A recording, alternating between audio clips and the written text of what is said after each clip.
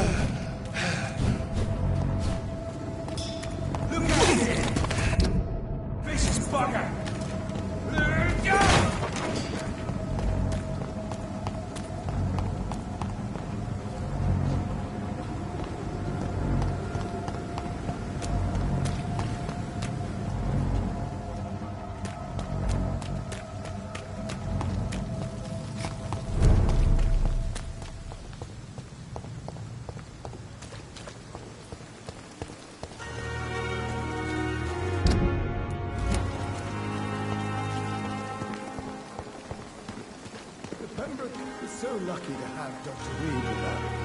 I met him in New York once. If only there were more of us, with less resignation and more determination. I know I can count on you. I wish I could say the same for the others. You look exhausted. You're pushing yourself too hard. You don't have to bear the burdens It's of this. safer here than anywhere else in the East End.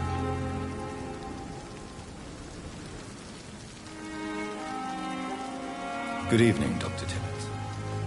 Dr. Reed, any good news to share? You're exhausting yourself, Corcoran. Maybe you should think about preserving your strength. No. We must keep on healing all those poor souls. We are the last rampart before chaos. Once more unto the breach.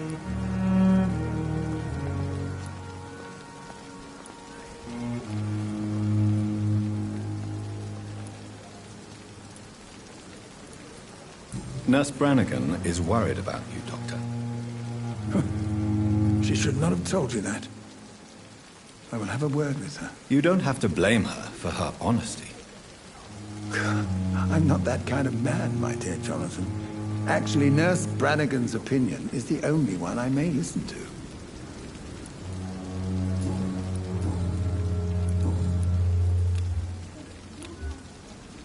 Goodbye, Dr. Tippett.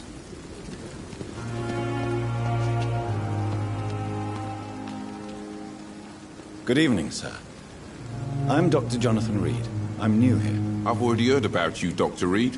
I'm Milton Hooks, the ambulance driver for this shithole of a hospital. That's quite a blunt introduction, Mr. Hooks. You can call me Milton. I like to speak my mind, Dr. Reed. Perk of the job.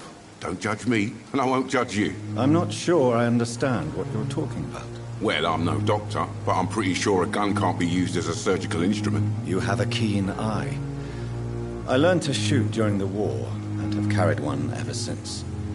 Old habits die hard. No need to explain, Dr. Reed. And if you ever need a better gun, remember, I may have something for you. Are you really smuggling weapons through the hospital? And why not? I've already been attacked by patients, you know. And by gang members willing to steal my money. But you're not defending yourself. You're selling guns to civilians. You keep people alive your own way, Doctor. I offer them another way to protect their health. Why do you have such a mediocre reputation among your colleagues, Milton? Fuck them. Nobody knows the horrors I've seen since working here. This city was sick long before the epidemic, Dr. Reed. I know it's a difficult task, but correct me if I'm wrong. Is this not the job you are paid to do? I've seen babies left to die while their brothers were properly fed. Underage girls and boys sold to all manner of perverts. I'm sorry, I don't know what to say. Yeah, exactly. We lack words. So excuse me if I don't look on the bright side of life. How is the situation around here? You want to hear the situation is all right? It's fucking awful. We lack everything, and it's getting worse every day. So what do you do exactly in this hospital? Apart from smuggling guns, I mean. I've been an ambulance driver since... too long, I guess. I bring sick people here night and day. It's a dirty job, but I get it done. Most of the time.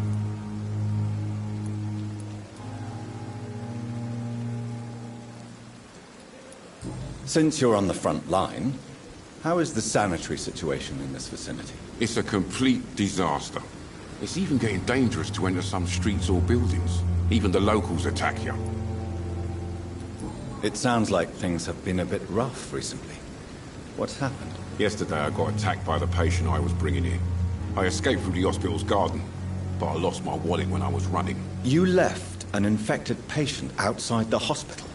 That's incredibly dangerous. Go there yourself if you want, but be careful, Doctor. I'd rather not bring your dead body back.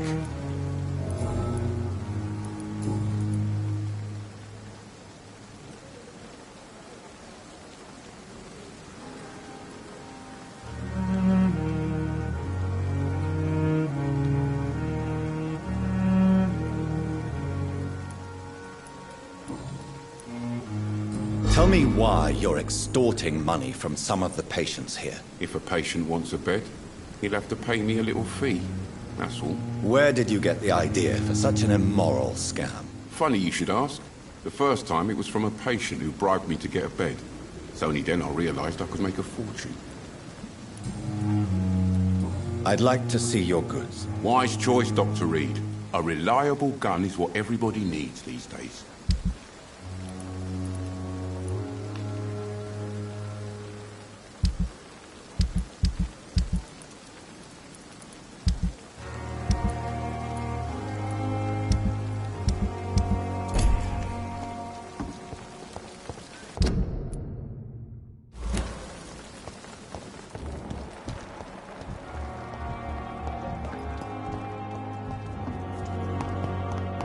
Survive this epidemic.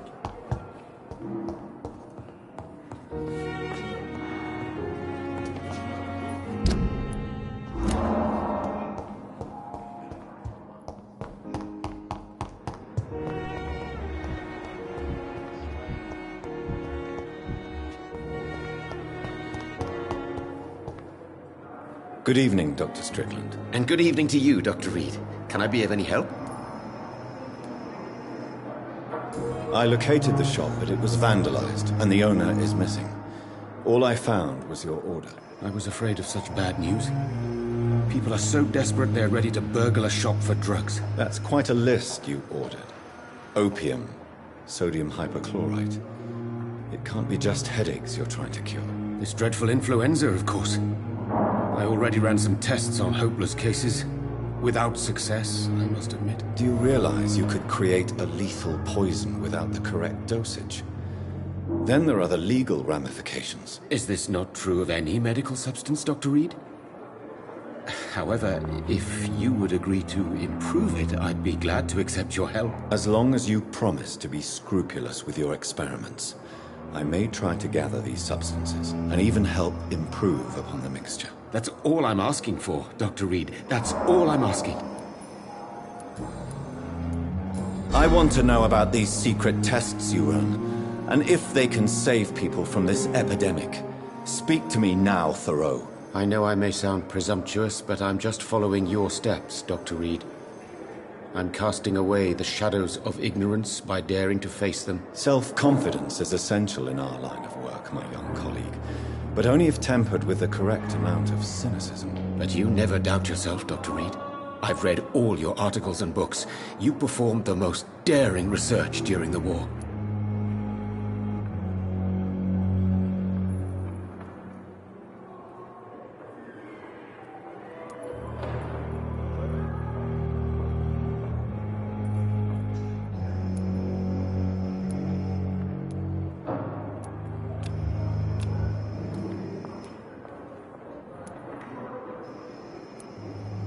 You have my support, Dr. Strickland. I know exactly what it feels like to battle an unknown disease, with only your mind and force of will to help you. Thank you, Dr. Reed. You don't know what that means to me.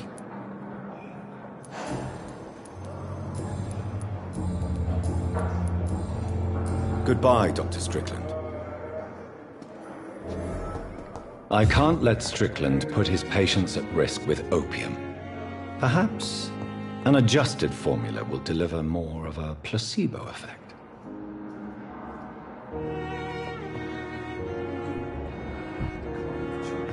I'm quite busy right now, Dr. Reed. Do you think Dr. Strickland has any chance of curing the Spanish flu by himself? His wish to cure the sick is not driven by pride, but by an idealistic view about our mission here.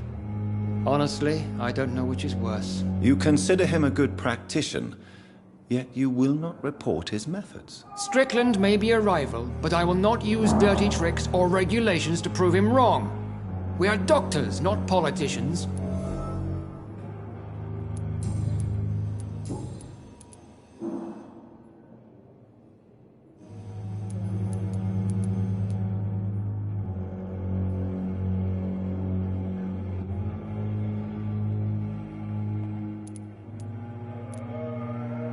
Tell me, Waverley, what do you think of Dr. Strickland's enthusiasm for his experimental research? Strickland is playing with his patients' lives for pride and glory. Now that, sir, is unethical. Are you thinking about something in particular? Harvey Fiddick needs delicate surgery. I believe we should stick to the usual procedure, but my young colleague obviously disagrees. And are you not afraid that your rivalry with Strickland may be blinding you? Rivalry? I guess you could call it that. But I will never be childish enough to let my personal feelings affect my judgment. Why do you wish to lead this surgery? I strongly believe that Mr. Fiddick should not be butchered to test an unproven procedure.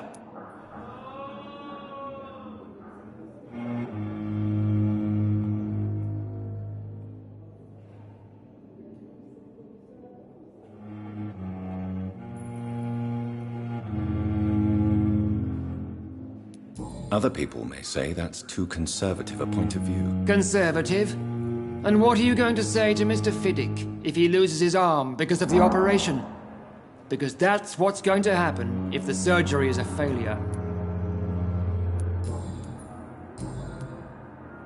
Thank you for your time. We'll talk later. I will not let you down, my boy.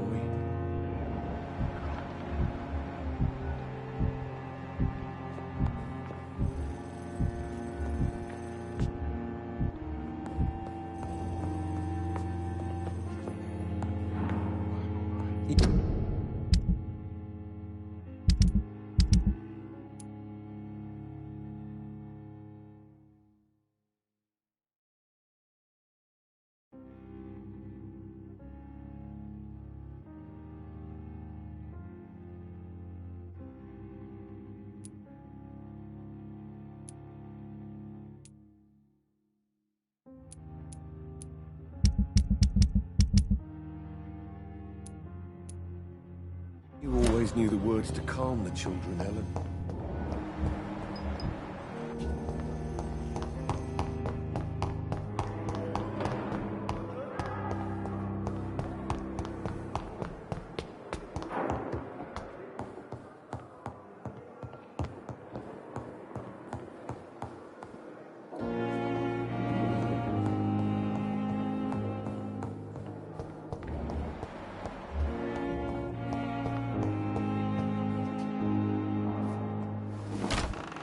This must be the place. It's definitely away from prying eyes. Relegated to the shadows. A kingdom of my own. At least I won't be sleeping in a coffin.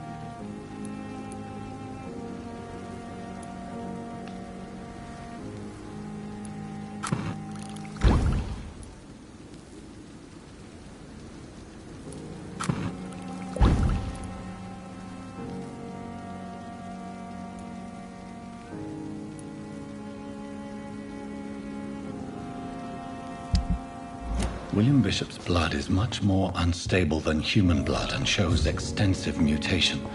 But this is not what happened to me. I must keep on searching. This...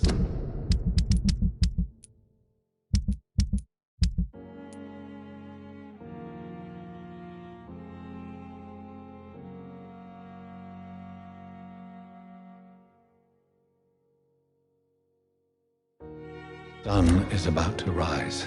I can feel it. I'll continue tomorrow night.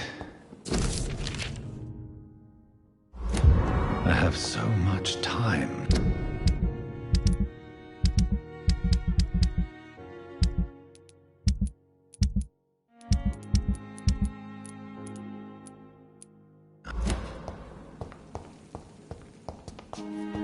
The flower's dying. It needs water.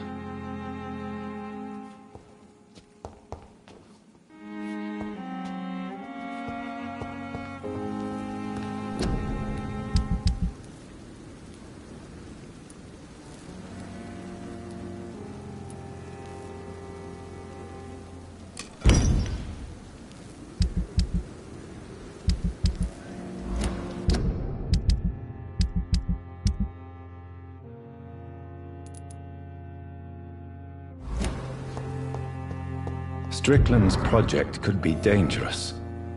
I have a mind to report him to Dr. Ackroyd. The flower's dying. It needs water.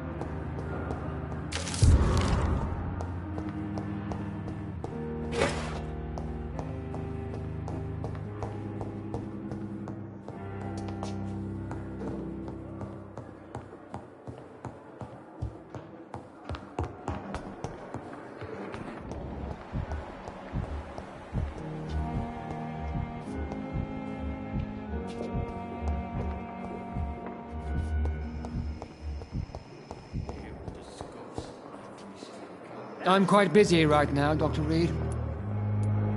I know that you're a busy man, but I could use your help and advice. The great Dr. Reed honors me with a request. What is it exactly? Dr. Strickland devised an experimental drug for the Spanish flu that he asked me to manufacture. You know what I think of fringe medical experimentation? That's exactly why I want you to keep the result, Doctor. I made sure it won't harm anyone, but I'd like you to take care of it. I see. Put it in my cabinet. I'll give you the key. I'll make sure no one uses this medication by mistake. I'll do that. Thank you for your help, Dr. Ackroyd. Thank you for your trust on the matter, Dr. Reed.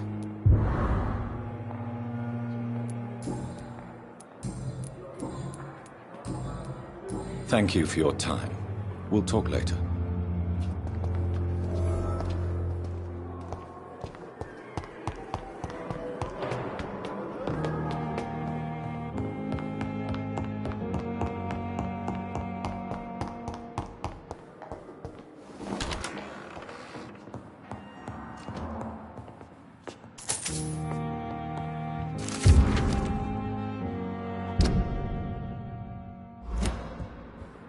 It's locked. It's locked, all right. Now that Dr. Ackroyd has been warned, he should make good use of this formula. It's locked, all right.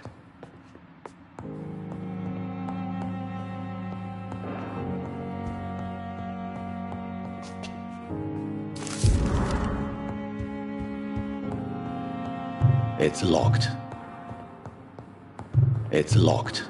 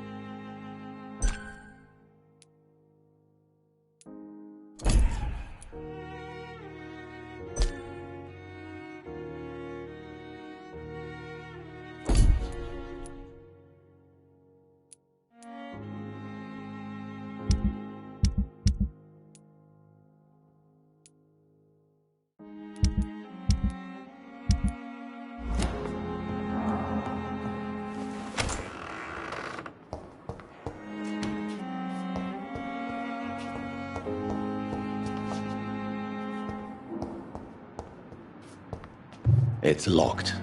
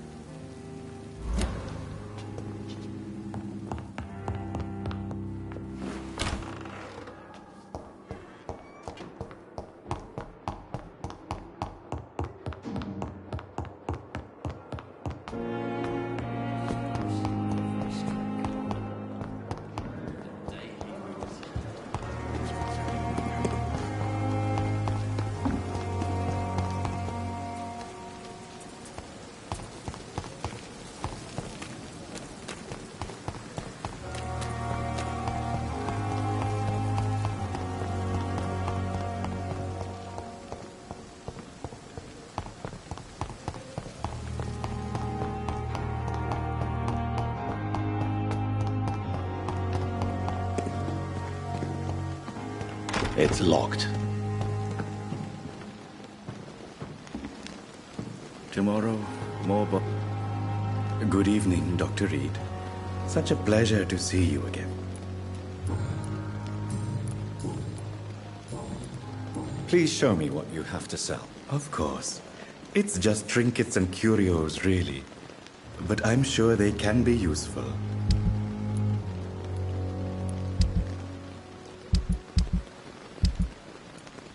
Tomorrow, more bodies will arrive.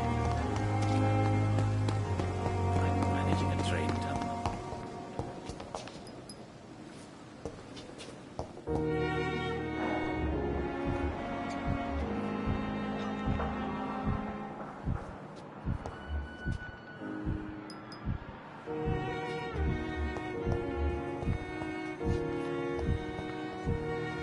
Come now, we can handle this.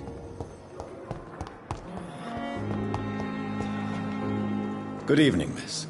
I'm Dr. Reed, the new surgeon at the Pembroke Hospital. And who are you? Your name has no meaning to me, mortal. You're nothing but dust blown by the winds of eternity. I beg your pardon. What are you begging for, mortal? My clemency? Well, tonight maybe I'm inclined to mercy. You'll never forget the night you met Thelma Howcroft. You keep calling me mortal. Why is that? And if I'm mortal, what are you? Well, Dr. Reed, if you must know, I'm a vampire. And why do you believe you're a vampire? I don't need to believe anything. It is what I am. It is what I feel within this hollow shell of flesh. Please, describe to me how you feel. What is it like to be a vampire? I can hear my body crumble from the inside as my flesh cracks and fades. I sense the last pulse of postulant blood within my drying veins. I need new blood. I see. Have you ever heard of Cotard syndrome, Miss Howcroft? Never. It's a mental illness discovered by a French neurologist named Jules Cotard. The affected patients are delusional. They believe that they are putrefying, that they are dead, a ghost or a ghoul, or in your case, a vampire. Delusional, you say? Oh, sad and petty mortal. You can't even begin to understand the concept of immortality. And you think it is I who am delusional. I'm assuming you must be a patient here. Am I right, Miss Howcroft? It's only a cover. To hide from my enemies. I can leave whenever I want. As a woman, a spirit, fog, or bat. Who are these enemies you mentioned? Can you describe them? I cannot say for sure. But I sense their eyes on me from nearby. I feel them watching me every time I visit the garden near the morgue. The staff here are not your enemy. They're here to help you, to care for you. I'm not speaking of the doctors in white. I'm speaking of the men and women who hunt me. For I am a vampire! I see. Don't worry. These people will not find you here. I'll personally make sure they leave you alone. Thank you, mortal. But do not interfere with them, for you are no match for those that hunt me.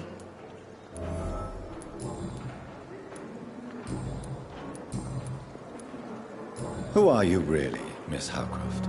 I mean, apart from being a vampire. Is that not enough for you, puny mortal? What do you require? Proof of my powers? I'm curious to know who you were before becoming a vampire. It was such a long time ago, I don't remember. Centuries of unholy life can have strange effects on one's minds, you see?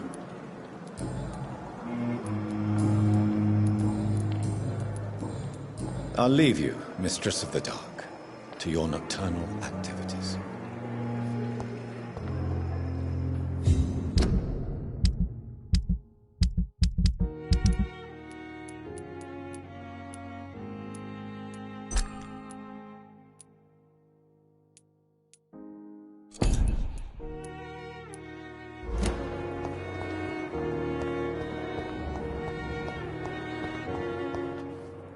Good evening, sir. Can I help you? Unless you're here to fix my face. No. I don't think you can help me. I'm Dr. Reed. I've recently taken the position of head surgeon here. War injuries, am I right? You guessed right, Doctor. German shell took my pretty little mug right off. But they still call me Thomas Elwood. How is your stay with us, Mr. Elwood? Oh, it's bliss. I just escaped death in the trenches to be surrounded again by the moans of the dying. Can I ask you precisely why you're a patient here? It's the pain, sir. The drugs don't work. It just hurts under the scars, if you get my drift. Can I do anything for your pain? Nurses gave me a bunch of pills. No effect. Told you. It's like the flames are under my skin, burning away. Who is treating you? Is someone in particular looking after your case? Nobody since the old and tired doctor spoke to me. Started to think I was forgotten about. Wouldn't blame you. You don't seem worried by that. My face hurts so much more when I smile or cry. I've learned it's easier not to speak. But be assured I'm smiling inside.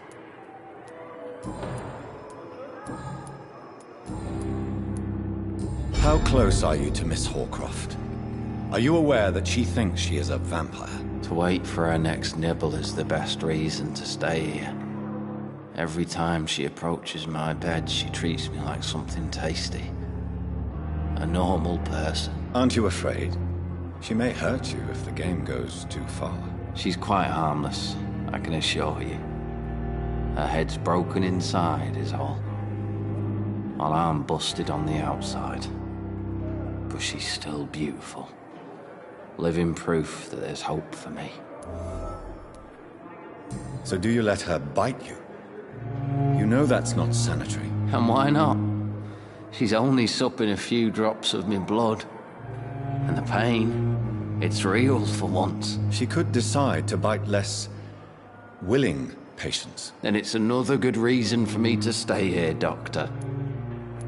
You do realize she's mentally disturbed.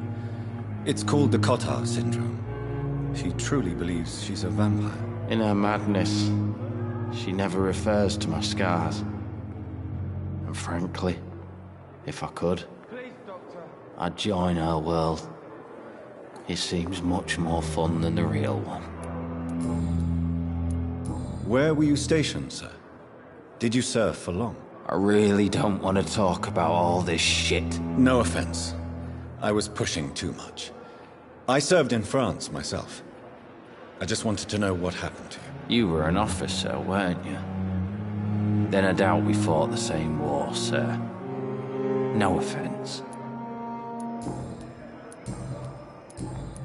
Goodbye for now, Mr. Elwood. Damn. Here again.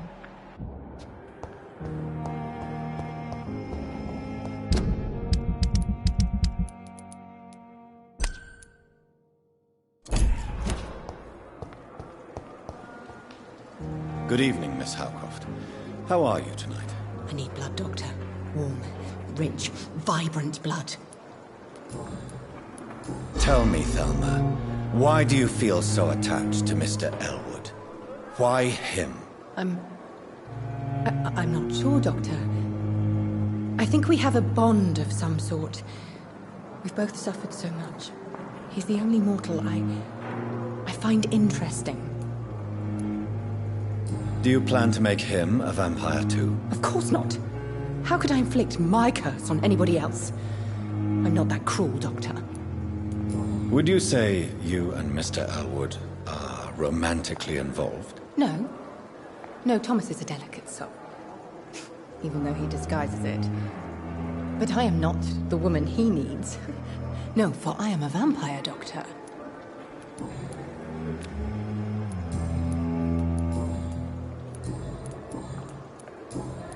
I'll leave you, Mistress of the Dark, to your nocturnal activities.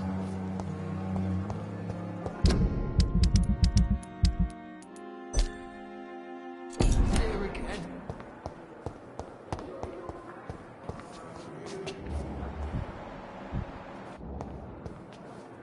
Good evening, Mr. Elwood. Evening, Dr. Reed.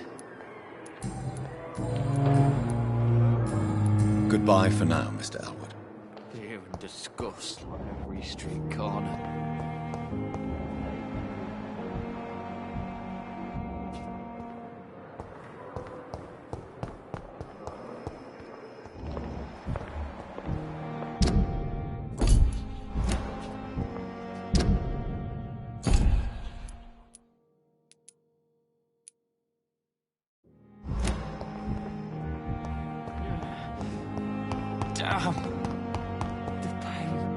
Good evening, Mr. Hampton. How do you feel? Dr. Reed, is it?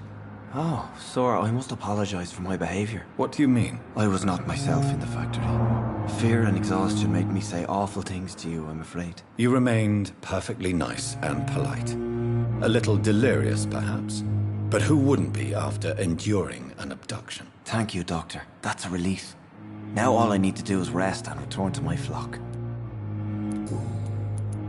Do you know Tom Watts, the bartender from the Turtle? I met him before I found you in the canning factory. Tom? Yes, of course. Always the helping hand, good old Tom. Without men like him, corruption and despair would have wiped out the East End long ago. Who should I avoid in this part of town, then? Any particularly evil figures? Not really. Most men and women are just doing their best. And it's not my habit to speak ill of people I know, Doctor. People are still in despair. How could it be otherwise? The authorities have left us all to rot in this contagious nightmare. No drugs, no advice, nothing. It's a damn shame. How did you end up in William Bishop's den? I had received alarming news about his recent behavior. I went to his place and he refused to let me go. Why did he abduct you? William was an alcoholic. His addiction suddenly changed to blood. I don't know why. Just like a patient I met here. This Miss Hawcroft. You dared to enter this awful place alone. You're a hero, Mr. Hampton. Or a fool. I'm just a man trying to help his friends, Dr. Reed. William Bishop was a conflicted soul, searching for light. What is the general situation in the East End docks? The situation has always been tough, with a lot of tensions between the gangs and the dockers' trade union. The wet boot boys are very nervous since they lost their leader. Who leads the gang now? Since Clay Cox went missing, it's his wife Edwina who runs the show, with the assistance of her minion, Booth Digby. Has the gang been threatening you? Ah, no. I've had this nickname for so long, you know, the sad saint of the East End. No one dares to bug a saint, not even criminals. How do you feel, Mr. Hampton? Medically speaking, I mean. I feel exhausted. Beyond exhaustion, actually. William drank so much of my blood in his madness. I feel empty. You're in good hands here. Dr. Swansea is well versed in blood transfusion, and I'm sure he'll take the best care of you. Thank you, sir. I believe all I need is rest. And then I can go back to the people who need me. What do you do for a living, Mr. Hampton? I can't help but notice the cross around your neck. I manage a night asylum for the poor and homeless of the docks. And I try to guide the lost and hesitant on the right path to our Lord. Are you a priest, Mr. Hampton? A deacon, maybe? Not at all, Doctor. I'm just a man of faith willing to preach the good word. Why didn't you use your cross against William Bishop? To repel him somehow? That's a very strange question, Doctor. A cross is no magical token, if that's what you were trying to say. Not mine, anyway. Have you made friends since you arrived? Not really, but I recognize Miss Harriet Jones. I knew her when she lived by the docks. That poor woman had such a miserable life. You never came to see her here at Pembroke? Receiving visits when sick can be an important part of the healing process, you know. We're not just bodies. You're preaching to the converted now, Doctor. To be truly honest, I thought she was dead. She left the docks many months ago. Goodbye, Mr. Hampton. We'll talk again later.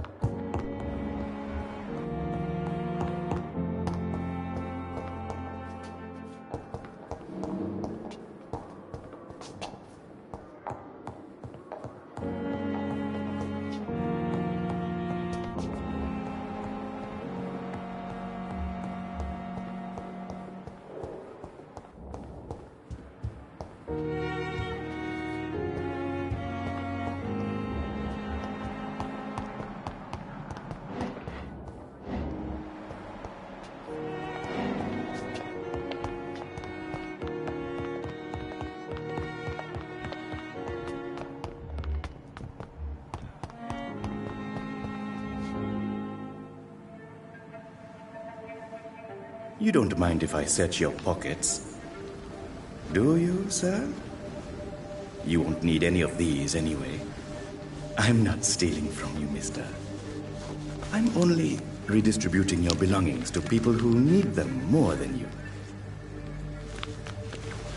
You see, no one has claimed your body, sir, so it would be such a shame to bury you with your valuables.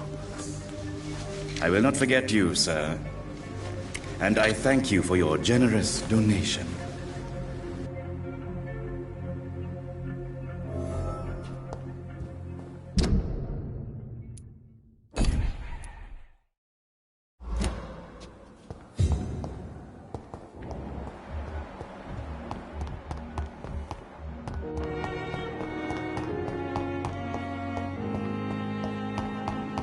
Thelma Howcroft said she was being watched by vampire hunters.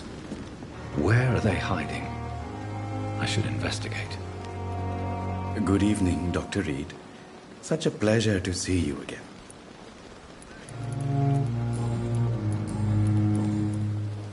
How dare you steal from the dead, Rakesh? Is that what your pawnbrokers is really about? These people are dead, sir. What they possessed could be useful for the living, and I'm sure they would agree if they could speak.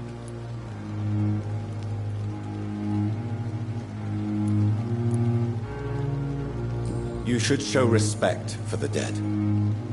What about their loved ones who may treasure these items you sell? The bodies I watch over are the unwanted and undesired, sir. I would never deprive anyone of their family artifacts.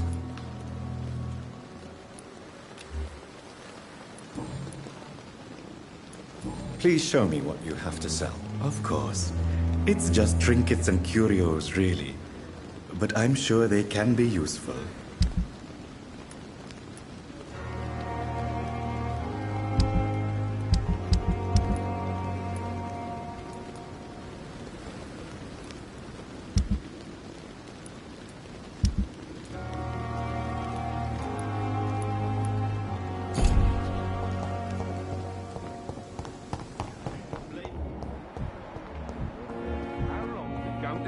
Fix me properly, a month? A year? You have the right to disapprove of our methods, and you will kindly apologize when you're feeling... Good evening, Mr. Goswick. How are you? I'm okay. Admit it, Mortimer.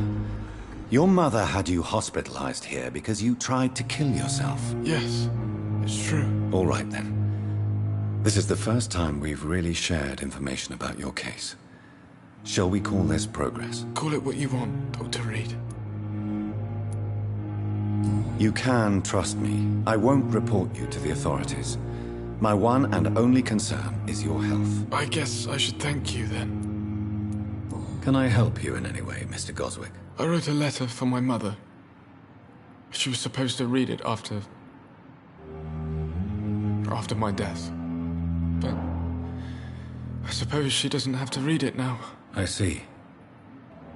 And is this letter still near the place where you tried to take your own life? Yes. And I don't want anyone reading my last words. I mean, I'm still here. If you bring me back that letter, then perhaps we'll talk.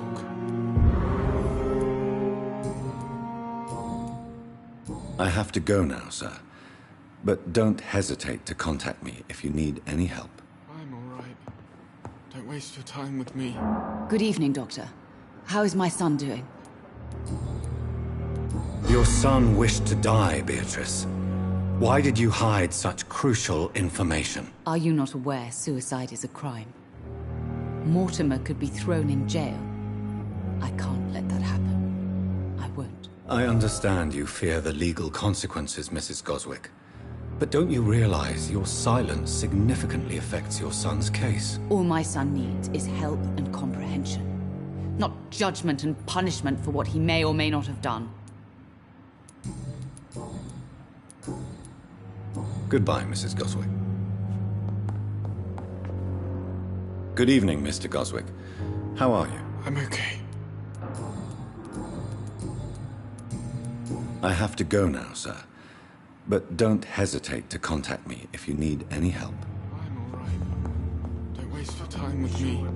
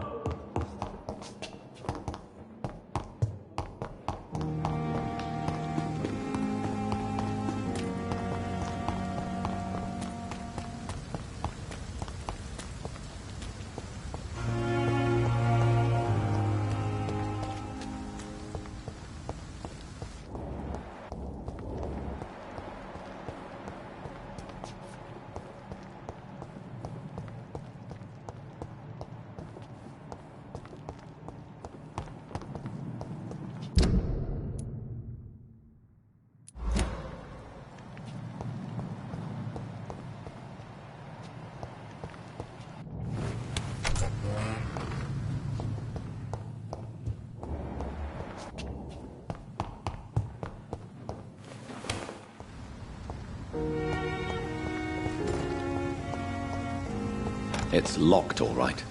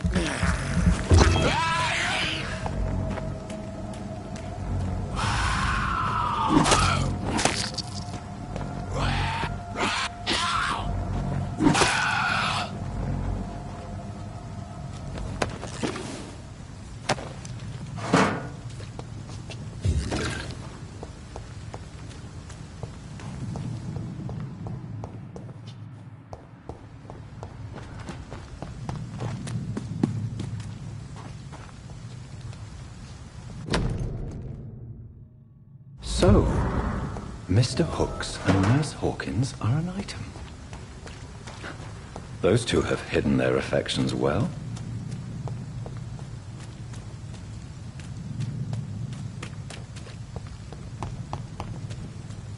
It's locked.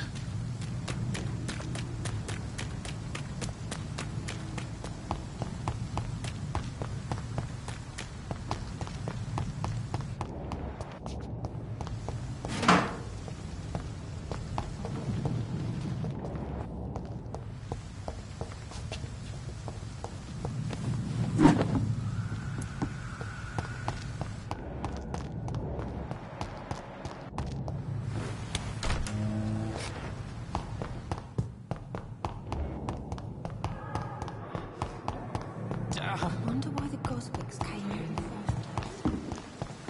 Another night of the glorious battalion of Pembroke. Good evening, Milton. Good evening, Doctor. Still trying to save lives?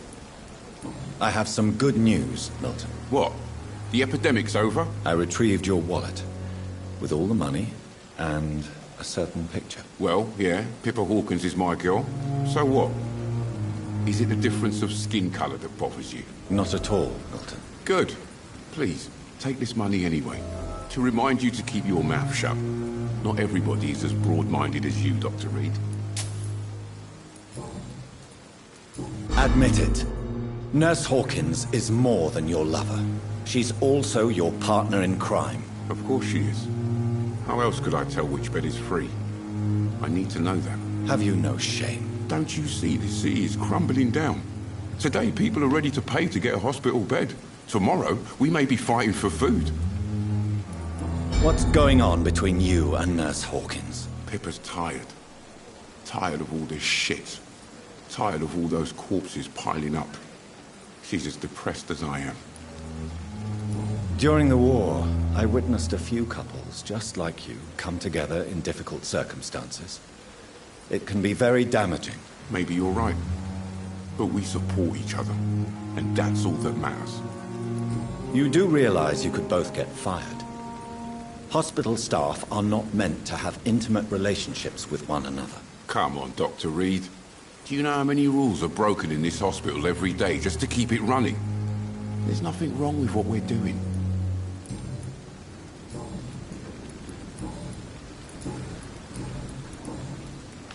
I'd like to see your goods. Wise choice, Dr. Reed. A reliable gun is what everybody needs these days.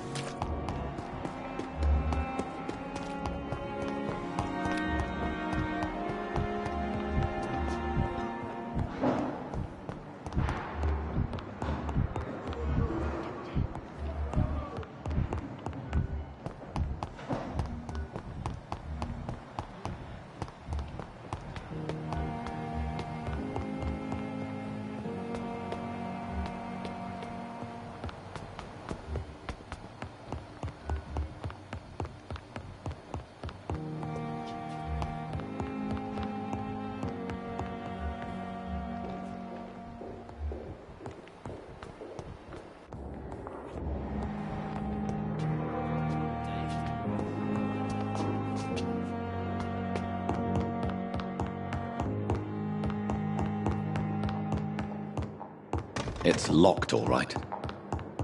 Not now.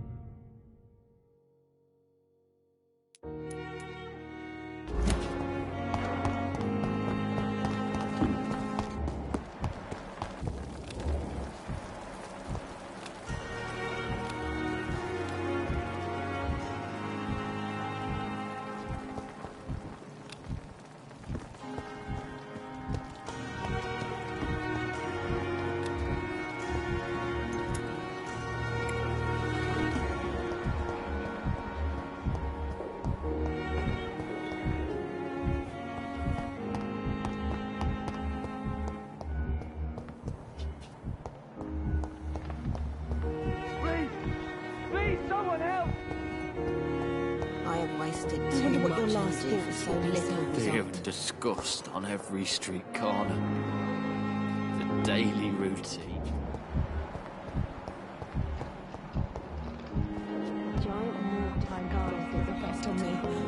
But the suffering continues.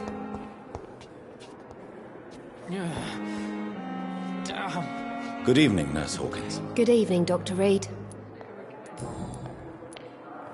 Pepper, I know you're very close to Milton Hooks. Yes?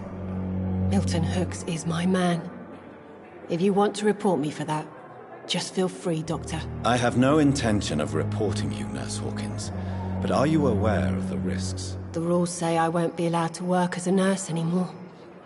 But here at the Pembroke, we break rules all the time. Is he worth the risk? Hey, I'm no perfect woman, and Milton is not the finest bloke. But we do our best to get by. That's all any of us can hope for nowadays. Milton cheats patients out of their money at this hospital, Pippa. Are you his accomplice? Yes, I am. Is this your definition of being useful? By abusing the sick and poor? No. It is my definition of getting out of this useless life once and for all. Why do you do it? Why not? Most of the sick who paid for a bed are already dead, or will be soon. Don't you see the futility of all this?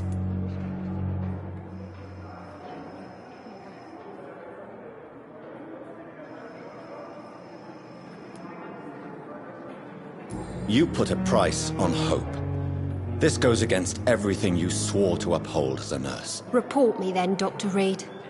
Report the little nurse and keep on lying about the surgical errors, the wrong dosages and diagnostics that we all covered for the sake of our colleagues. Whose idea was it? What difference does it make? We did it together, and I'm guilty as charged. Answer my question. It was my idea first, even though Milton would say it was his, to protect me.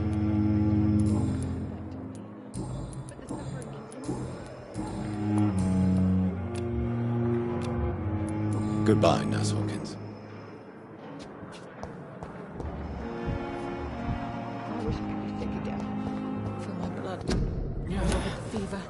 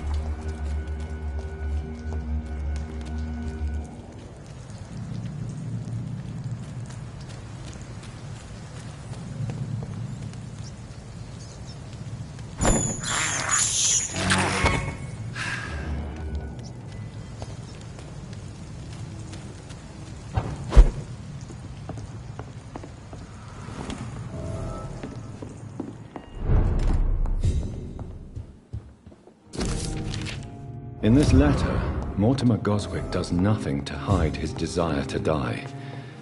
I could give it to his mother, but doing so would betray his trust.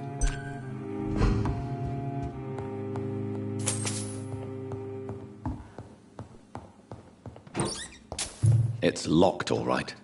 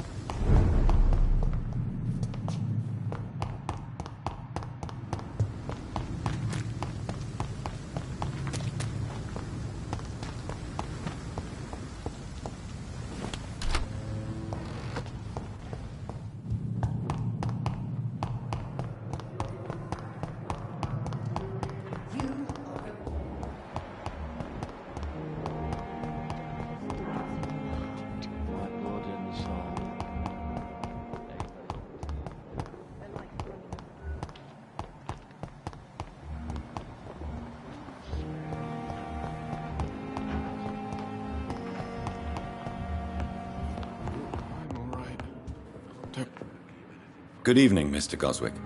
How are you? I'm okay. I have retrieved your letter, Mr. Goswick. I can assure you that nobody read it but me. Thank you. This is for you, then. For your help. And for your silence. I think you should talk to your mother. It would be good for both of you. Thank you, Dr. Reed. I'll think about it. Now please, let me be.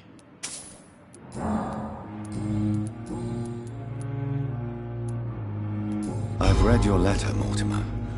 You wrote about an unbearable feeling of despair while the world crumbles around you. Tell me more about it. There's nothing more to say, really. It's hurtful, it's unbearable, and I don't ask anyone to understand what I feel.